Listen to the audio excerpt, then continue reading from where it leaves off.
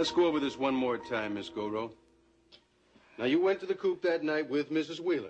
Yes. You waited in the car while Mrs. Wheeler went inside. That's right. It was raining. And I remember that because there was a clap of thunder and nearly knocked me out of the car. So that's when you became worried about Mrs. Wheeler, decided to go in after her. Mm-hmm. And that's when you saw Dennis Carrington for the first time. Yes, sir. He was unconscious, and Mrs. Wheeler was dragging him toward the door? Yes, sir. But you didn't see the paperweight? No, sir. It was only later that you discovered the blood-stained handkerchief in the pocket of Mrs. Wheeler's raincoat that you realized she must have wiped off the paperweight in order to remove her son's fingerprints. Can I go check on Mr. Wheeler? I think he may need something. Detective Donovan, must you badger Vivian this way? You're repeating everything she's told you. Everything I've already told you. I really don't see the point. I'm asking Miss Goro if you don't mind, Miss Wheeler. Well, it seems to me that you're being... Iris, please, Detective Donovan is here on behalf of the DA's office. It's important that these questions be asked if you hope the charge against Dennis will be changed. Look, I understand your concern for your employer, Miss Goro. And you can go check on Mr. Wheeler just as soon as you answer my questions. Just take a minute, Vivian. Go on. Tell the man. I found the handkerchief in Mrs. Wheeler's coat about a week later. Why didn't you go to the police with this information when you and Mrs. Wheeler found Dennis in Chris Shaw's office? Because I asked her not to. And why, Mrs. Wheeler, was that? Because I wasn't sure Dennis had killed Chris Shaw. You weren't sure, even though you found the murder weapon next to your son's hand. Detective Donovan, perhaps you're as exhausted as I am at the moment, and therefore you don't remember one very important factor in all of this. And what's that, Mrs. Wheeler? My son was unconscious. He didn't then, and still doesn't, remember killing Chris Shaw. Yes, I do remember that. And furthermore, I don't know why you insist upon going over and over the same questions. This is the same information I gave you weeks ago.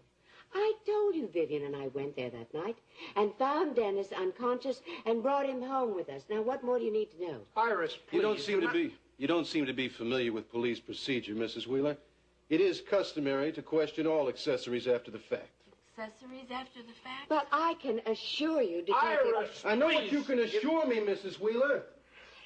But quite frankly, the DA isn't even convinced that you were there in Chris Shaw's office that night. How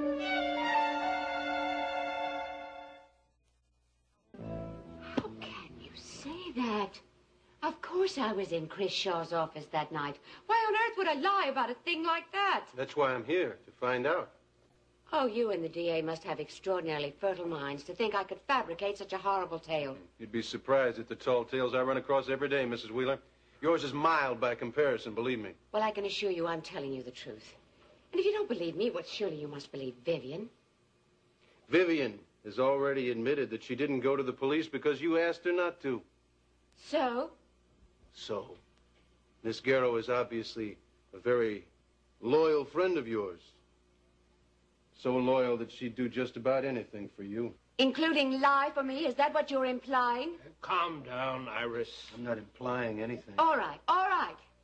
If you don't believe me, there is someone who would never cover for me. Someone who would just love to see me in jail. And who is that? My son's wife, Paige Carrington. She saw me there. So if you don't believe me, ask her about that night. We are sorry to inconvenience you like this. It's all right, Stryker.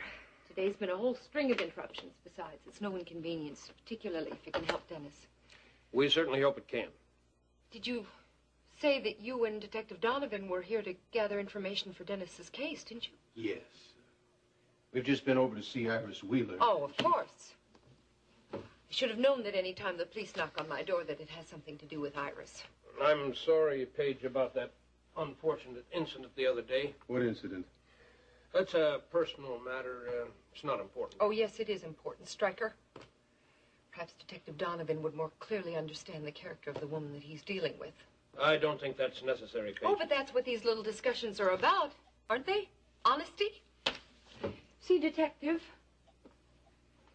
Dennis and I have been having a little trouble, which my mother-in-law thought that she could exploit. So she set up a little meeting with Dennis's lawyer, Mr. Bellman, to arrange a divorce. The only thing she didn't count on was that her daughter-in-law would not be bought off quite so easily. Paige, I had nothing to do with that meeting. I had no idea why she made that arrangement. I believe you, Stryker.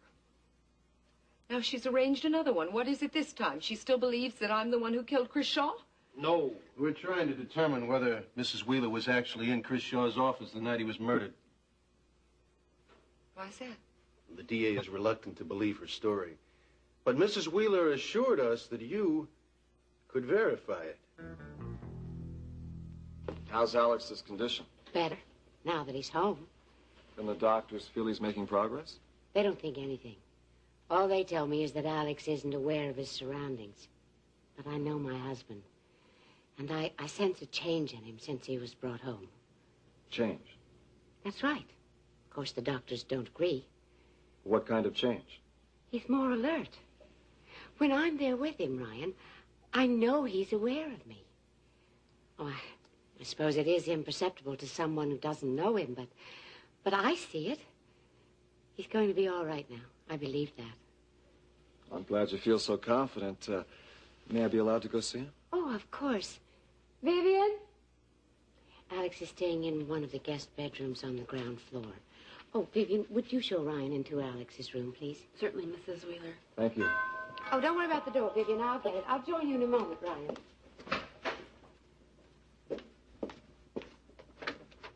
Well, Elliot, what can I do for you? Nothing.